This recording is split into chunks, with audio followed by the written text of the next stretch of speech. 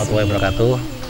Selamat sore. Hari ini saya sedang bertandang di Yayasan Sabda Manunggal Pamalang, Pak ya. Nah, ini Pak ini berdirinya itu sejak kapan ini Pak? Tahun berapa Pak? Ini sebetulnya dari 1908. 1908. Berarti Indonesia belum merdeka, ini sudah ada Pak ya? Itu kan proses masa lalunya para pendahulu kita. Ya, para pendahulunya. Kan begini Pak, pada zaman dulu ada sebuah proses yang dinamakan ajaran.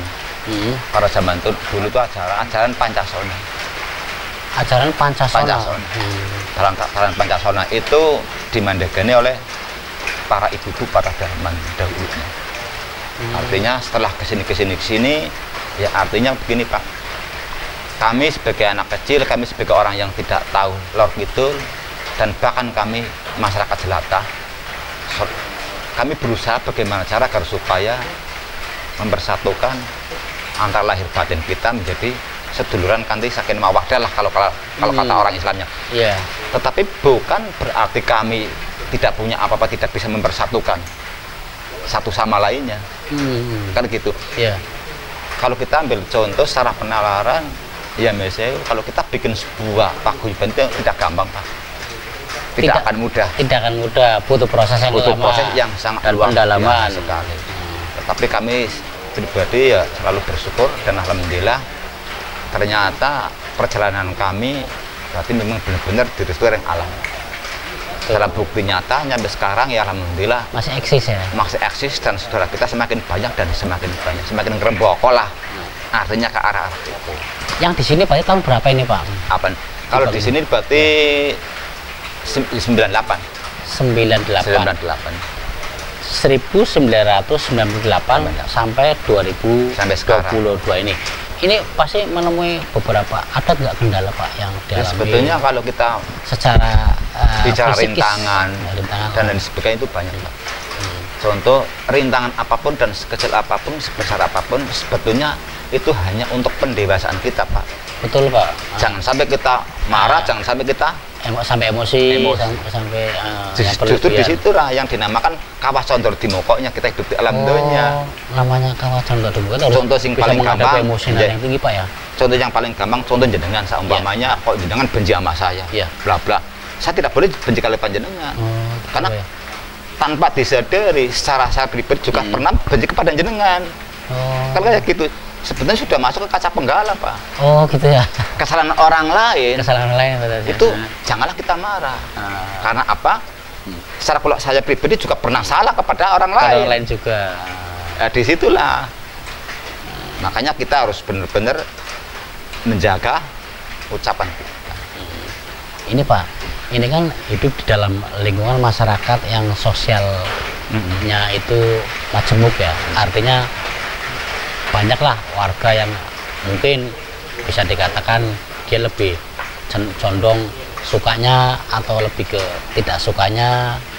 Nah, itu menurut panjenengan selaku pengurus di yayasan ini menanggapi mereka-mereka yang kadang suka nyinyir atau itu aliran apa, orang kan pasti bisa saja mengatakan begitu ya kalau memang ada unsur tidak suka. Tapi kalau bisa setelah tahu ke dalamnya, oh ternyata gini kan orang kan lebih dewasa dalam pemikiran kalau lebih langsung masuk gitu kan, pengen tahu itu bagaimana Pak kalau menanggapi orang-orang yang demikian itu Pak? Kan kami kan kebetulan dari bawah Pak. Artinya sebelum kita mendirikan sebuah paguyuban, saya juga sudah mengkrocek tentang tetangga kita atau lingkungan kita. Satu yang paling utama jalin tali silaturahim kanthi teman pada lingkungan kita. Yang kedua, setiap ada kegiatan apapun, kami juga selalu nyengkuyung dan lain sebagainya. Dan kebetulan pada waktu itu kami juga rembukan proses awal itu sebenarnya kepada lingkungan Pak. Lingkungan dulu. Awalnya kepada lingkungan. Artinya apalah artinya kami buat sebuah paguyuban, tapi MSW kok lingkungan tidak mendukung. Itu sama halnya kami itu berarti menyakiti orang lain Pak. Sama halnya berarti kami mendirikan bangunan itu, mendirikan paguyuban itu berarti karena kemauan kita.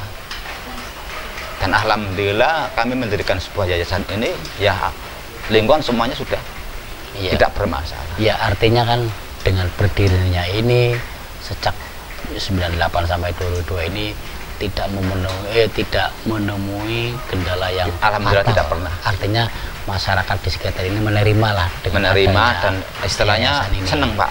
Iya. Karena satu, kalau setiap ada kegiatan event itu juga dilibatkan. Masuk pemuda Desa Kelang Depok ini juga selalu saya libatkan. Itu bentuk sosial Pak, bentuk sosialnya. Ya, saya kepada masyarakat. Pada ibu-ibunya dan orang tuanya itu selalu saya libatkan dan saya libatkan. Karena apa? Kami tidak bisa berdiri sendiri tanpa saudara kita, tanpa tetangga kita. Makanya dalam tatanan paguyuban di situ ada yang dinamakan 3 lingkaran Pak. 3 lingkaran? 3 lingkaran. Lingkaran saya pribadi, lingkaran keluarga, dan lingkaran lingkungan itu. Bagaimana sih kita hidup di alam dunia ini yang sifatnya sementara, etika kita sebagai kita hidup bermasyarakat, kita harus tahu tentang keluarga itu bagaimana. Setelah itu berarti masuk ke ranah ke lingkaran etika, yaitu lingkungan itu. Berarti ada semacam di situ diberi sebuah pengetahuan tentang papan, empan, adepan. Itu jelas. Artinya itu kami butuh transparan yang sangat luar biasa. Artinya dalam tatanan paguyuban, makanya di sini tidak ada yang dinamakan senior dan junior, tidak ada murid dan guru. Tidak ada guru. Apalah artinya itu? Karena kami satu visi misi pertama, hanya satu persaudaraan atau seduluran yang paling utama. Yang paling utama itu untuk mencapai tingkatan tentang eling. Kita supaya mencapai tingkatan, ya minimal kita sudah tahu tentang bagaimana kita hidup di alam dunia ini yang sifatnya sementara. Iya.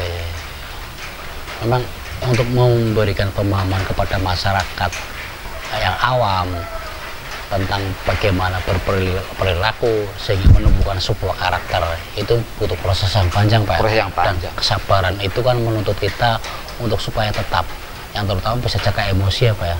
Ya, makanya pernah nggak Pak ada warga atau yang lainnya yang di situ memprovokasi, itu aliran sesat itu aja? Alhamdulillah tidak pernah. Tidak ada Pak ya? Tidak ada. Dan kami juga selalu bekerjasama kepada desa atau pemerintahan desa setempat. Kalau kita punya event, ya kami selaku tetap merangkul dan seorang kepala desa tetap kami undang untuk memberikan wawasan-wawasannya. Dan tokoh masyarakat juga tetap saya selalu undang agar supaya ada transparansi dalam paguyuban ini, tidak ada rasa kesudonan atau saling curiga. Memang kami juga berusaha serapi mungkin, tetapi apalah artinya kita, apalah artinya kami kalau kita hanya mementingkan individu diri pribadi. Sehebat apapun orang itu sebetulnya bukan itu yang kami maksud. Artinya kekuatan apapun, sehebat apapun sebetulnya bukan milik kita. Itu hanya milik Allah Subhanahu wa Ta'ala. Kami hanya sifatnya menjalankan sebuah amanahnya. Kenapa kok saya bilang amanah? Dalam proses atasnya itu kita sebagai makhluk ciptaan Tuhan yang paling sempurna Pak.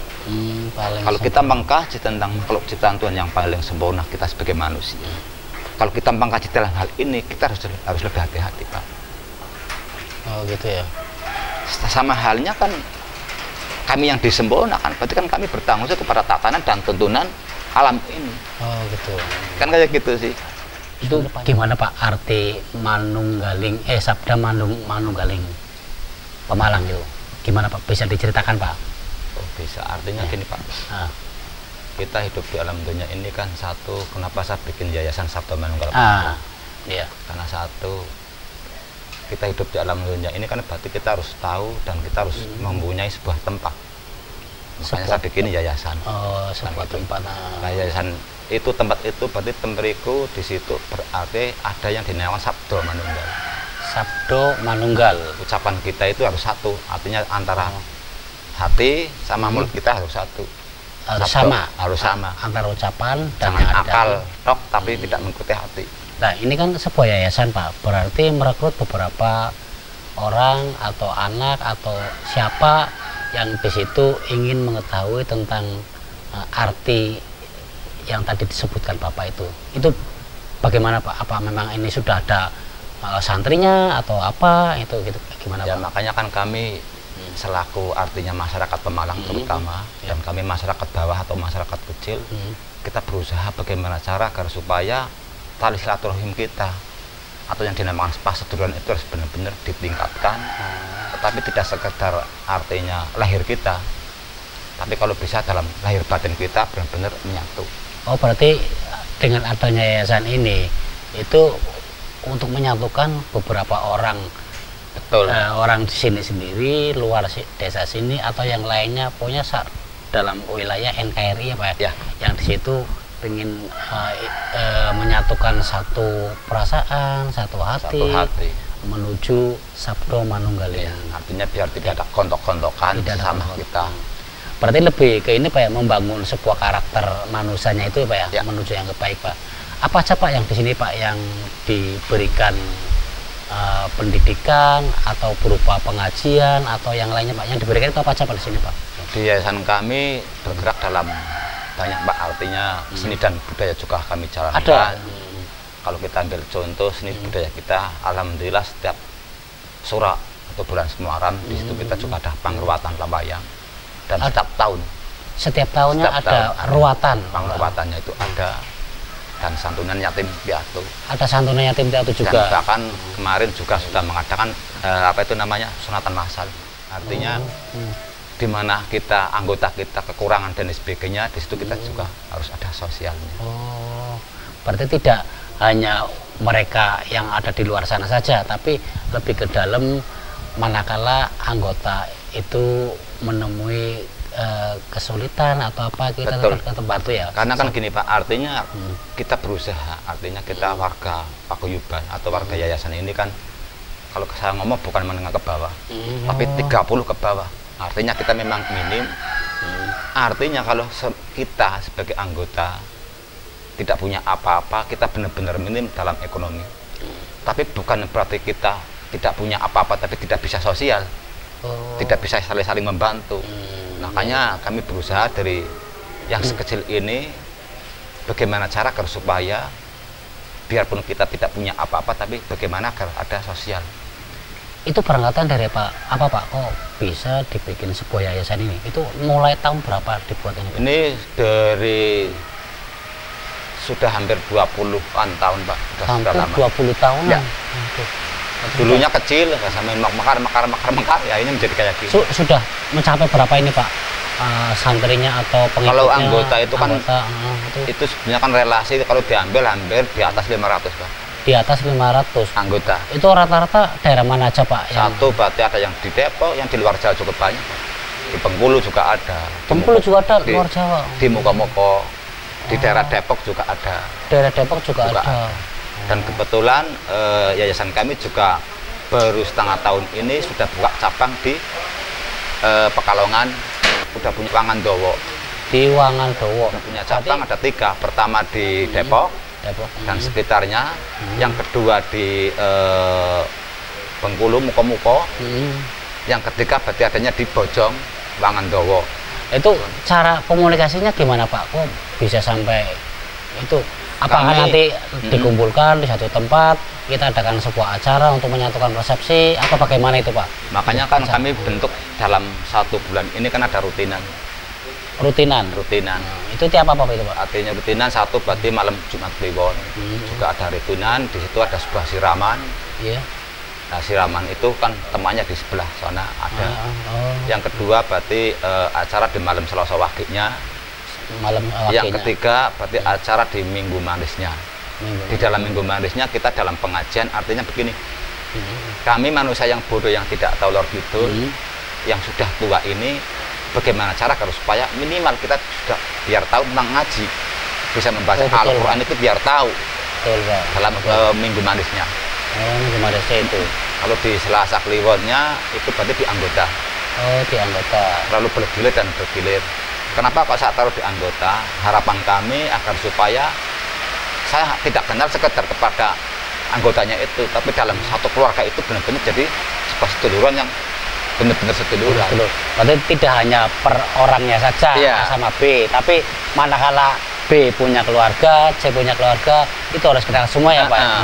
Artinya yang saya takutkan begini, anggota kita, semuanya kita sebagai anggota laki-laki, di rumah sama keluarganya dicurigai dan sebagainya, saya kan nggak mau. Makanya kalau saya contoh, saya kenal sama bapak, saya harus kenal sama istrinya bapak dan anak-anaknya bapak dan keluarganya semuanya.